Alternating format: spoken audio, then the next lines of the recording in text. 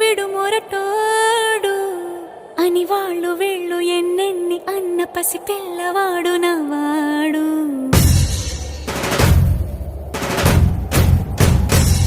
విడు ముండోడు అని ఊరు వాడ అనుకున్న గాని మహారాజు నాకు నవ్వాడు.